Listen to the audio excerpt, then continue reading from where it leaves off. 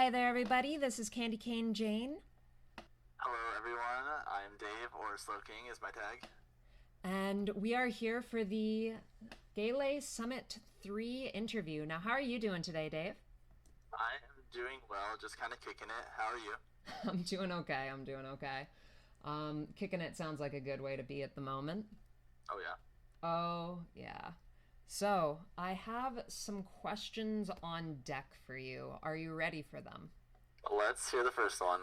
Okay, so first of all, I commentated your set against Warmer for Gaylee Summit 3's The Gaylee Gambit 2. You ended up losing that set, and I want to know, are you hoping to get the run back against Warmer in Gaylee Summit 3? I should have known you would bring it up, I guess. um, I would like a run back, I guess. It was such a good set that I'm not, like, upset of the end result, despite losing, I think it was game 13 or something like that in total. But I would like to be the highest placing Falco at the event. So I would definitely take a run back that would help me put myself in that position to then, in the long run, outplace Warmer. Yeah. Yeah, that'd be fair. So, Right. so even if you don't get to replay Warmer, the end goal is to place above her. Well, I mean, the end goal is to win. But, Yeah. but if that doesn't happen, if I end up being the highest placing Falco player, that would be a Yeah. victory in itself, I guess. Yeah, that would be very, very cool. Um, yeah. So, with that question answered, I'm just gonna move on to our second question, if that's okay by you. Of course. So when I was researching about you, I had seen that you had traveled a lot to get to different events, both by car and by airplane as well. And when traveling by plane, you're kind of stranded to a certain degree without your car. So I want to know if you would be able to tell me something you wish you had known when you first decided to travel somewhere without a car. Okay. Um, so I guess the first time I ever traveled to a tournament flying was for Super Smash Con, I think 2018. I think that was the one. Whatever one Armada won over Mewtwo King in that super cool Grands, I think that was 2018 though. He got the confetti. But I'm sorry. He got the confetti. Yes, exactly. um, I think that was 2018. But the only thing I guess that I wish I would have known going forward is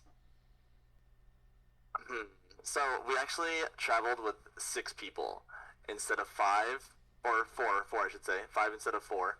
Um, and we stayed at a hotel that was not the venue hotel because I work in hotels, so I get discounts. So we always just stay somewhere to save the money and all that. But we usually stay further because not every hotel has a discount available. So we have to Uber everywhere, and going with that one extra person bumps you into having to book XLs every single ride, Ooh. which is at least like $10 to $15 more per ride every way. And if you like go to restaurants further than the venue, you have to Uber there and everything. Um, so I think going forward, I've looked into like rental cars and stuff before, so we might end up doing those just in case we do stay further. But you have to like take into account all of the like travel expenses, not just be like, oh hey, cheaper hotel, but you make up for that cost in like Uber rides and whatever else you can rack up as far as expenses go on a big trip like that. Yeah, and those Yeah, expenses rack okay. up. Yeah, they really do. Our one friend actually ended up going to a thrift store and getting a bike just for the weekend to have to take bikes to and from the venue instead of Ubering for the last couple of days, which I guess is definitely an option, just not one I would have thought of myself. No, that's But brilliant. right, it is pretty smart. It's just unexpected. He was just kind of gone at one point. He's like, "Oh, I got a bike, and I'll meet you guys at the hotel." And it's like, "Oh." Okay, cool. Oh my God. Yeah, that is Right. brilliant. Oh my God. So, in the lead up to that, you actually mentioned that you work hotels, and I was told that part of the reason that you work hotels was for the explicit like discount that is given when traveling. Just as a confirmation, that is true, correct? So that wasn't the plan originally. Um, Hmm. so like when I TO as well, or I haven't since COVID, but I was like the main TO in like the smaller scene that I was in before I moved to the bigger Iowa scene, and the like main TO of like the Des Moines area things, which is like the biggest Iowa scene. Um, so I worked with like all these different like venues and all these different like event managers and stuff. So I wanted to get into like events and doing those and in hotels and stuff. And then I end up getting a job at a hotel and find out that it comes with this insane discount. So I was like, shoot, well, this actually works out because it's what I wanted to do, and I get this discount, which goes towards my Smash stuff, and like it just super works out. Um, and like I don't work in hotels at this point for the discount. It just happens to be a nice plus, I guess. And like all my friends appreciate it as well because like, hey, who wants to go on a trip and spend $5 on a hotel room after splitting it between five, six, or however many people, you know? Wow, that Whereas is an like you go insane to like discount. Yeah. like Riptide or whatever, where the venue is the hotel, so like you obviously can't get your discount at that because it's a resort and all that stuff. So the hotel costs are just substantially more so even after splitting it. Mm-hmm. Um, but I can even book like like two or three hotel rooms at once. So like, oh, if my carpool's coming from Minnesota and they're gonna stay at the same hotel with us, I'll get you guys a room too. And as long as I'm there to check into it, I can get a few rooms. So it's been nice to have, and it's come in handy for more than a handful of people. So it's been nice. Yeah. Oh my God. Yeah. Especially the hotels are just very, very expensive. So having that, Typically, yeah. being able to extend that as well is just really cool. And that brings me to another thing is just like you seem to extend your hand a lot within the melee scene. Like I was talking to your friend Tucker, and you really do put a lot of effort in for your local melee scene. You run events, you talk to other players to help them improve. You mentioned that you TO, you help get people cheaper hotel rooms for the events. And like all of that stuff is just incredible. At, and it's also like it's very indicative of how much you love melee because God, you must love it a lot in order to do all that stuff, right?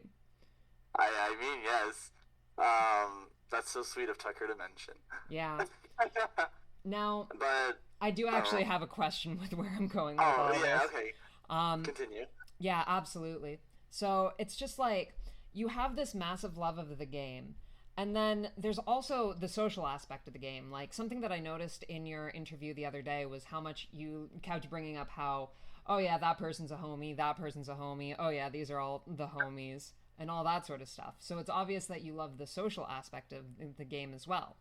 And at the same time, you're very obviously a competitive person. Just hearing your answer about the warmer question earlier, you want to be the best Falco in this tournament. And I'm sure every tournament that you go to. Now, you're also number one in Iowa, which a lot of people, especially like I live in a region where people get bored after becoming number one. So it sounds like there's a lot of different elements at play for why you're not going to get bored with being number one. What do you think the most important of all of those elements is? You mean just like in the melee as a whole? Mm-hmm. And like continuing to compete and be number one in your region. Okay, so this is something I've answered a handful of times because like the last person who was number one in Iowa, like before I moved to Des Moines, or even after I had moved here for a little bit, he kind of just stopped playing and like started playing a bunch of other games like League and whatever else and got away from Melee. And everyone kind of like theorized that it was just because he got bored of winning everything and there was no one like super competing with him. So people have asked me like, oh, how do you stay motivated and all that, even if you just win all the locals or whatever. Which my answer to Connor in his interview the other day was pretty much my answer I always give, which is like, it's more than just like, I'm more than just a player in the community, I guess. I run the events here. Well, we'll be running the events here once I feel comfortable hosting again. But I also do like all the traveling for everyone. Pretty much, if there's a tournament out of state, people will hit me up, be like, "Oh, hey, are you going to this?" And I'll be like, "Yeah, you want in the carpool or whatever?" Yeah, we'll do that. So I love the traveling aspect. I love knowing everybody all around. I love running events, helping people improve. I've done like small amounts of coaching here and there, like lesson analysis or bot analysis for quote lessons or whatever. So like there's so much more to it than just like me as a player trying to get better. So like whenever we travel to out of state events, I'm always like trying to help the people I go with or the homies like do as good as they can and help them get ready for all their opponents and all that stuff. Or even afterwards, we like look at some matches on Slippy and stuff like that to help them know what they need to improve on for next time. And obviously, there's just like the competitive aspect within like our immediate scene as well. For like, oh, who's doing well right now? Because there's a handful of players that are all like the same skill level. There's a couple of like groups that are all the same skill level. So it's always cool to see who's going to be the next one to like break into the next level, who's going to do well at what event. Even if I typically win all of the locals that I attend, like it's always good to watch like, oh, this person did really good against me this time, and I can see their improvement even just by playing them all the time, because we always have like the same handful of people going to the events for the most part. So I can, even just playing them in bracket, if we don't talk a lot outside of the tournaments, like I can still see their immediate progress just by playing myself too, which in the long term is like what I enjoy, I guess. Mm-hmm. As much as I enjoyed my own results and doing better and improving and seeing my improvement and stuff, it's awesome to see all these other people that I've known for years just grow as a player and become more involved with the community other than just playing, and taking them to meet other scenes and seeing all those people that we see every once in a while, see how they're doing, especially when we don't see them super often. Like I saw everybody at Riptide, but then I won't see the Minnesota players for another 3-4 months, when they have their next big tournament. Or I just spent this last weekend, I was in Illinois for their weekly on Friday, and then I went to regional in Indiana on Saturday, and then Wisconsin had a tournament I went to on Sunday. So like I get to see everybody that I know from those scenes and see how well everyone's improved over COVID and Slippy and all this stuff. So like it's so much more than just winning tournaments or trying my best to win tournaments or whatever. Like I love watching everybody and seeing everybody, meeting everyone, which I know everyone says like the social aspect is so cool and what keeps people coming back to tournaments and whatnot. But like it really is such an important part of the game as well. Just everybody's so awesome all the time, and everybody improving and loving Melee, I guess. Yeah. It's just, there's a lot to say, I guess. Yeah. Yeah, and it definitely sounds like to you especially, the social aspect is just extremely important. Like, right. It's like it almost sounds like parental. Like it almost sounds like multiple members of your scene call you Daddy Dave. No way did you mention that. You mentioned that. Yeah. But I mean, yeah, like I've been around for probably the longest time out of anybody that actively is playing in the scene right now, and I've been like the top player for most of the time I've been here. So Yeah. I mean, yeah. I've Not gonna lie, they do be saying that. True. So yeah, I've got a question for you about the social aspect of the game, actually. I've heard that there's more than just the guys that are calling you daddy, as you recently got engaged. I'm dying. But yes, I did indeed get engaged. It will be, was it 2 weeks? 2 weeks ago yesterday, so 15 days now. Yeah, October 25th. Yes, And indeed. from what I've been told, the entirety of your Melee group chat is invited to the wedding. So, my question here is, do you feel as though there is a distinction between your quote unquote life friends and your quote unquote Melee friends? Okay. So I have very few what I would say are like life friends. Especially with like moving like to Des Moines from where I was from before. I have kept in touch with very few people from where I like went to high school and stuff. Mm-hmm. And pretty much everyone I know here is either from work, which I don't really hang out with anybody that I work with, um, and then the people I know from Smash, which some of them I met after moving here, some of them I knew before from coming to tournaments in Des Moines, or people would come to my stuff I hosted in my other town. Um, Except for, of course, my fiance. I know her.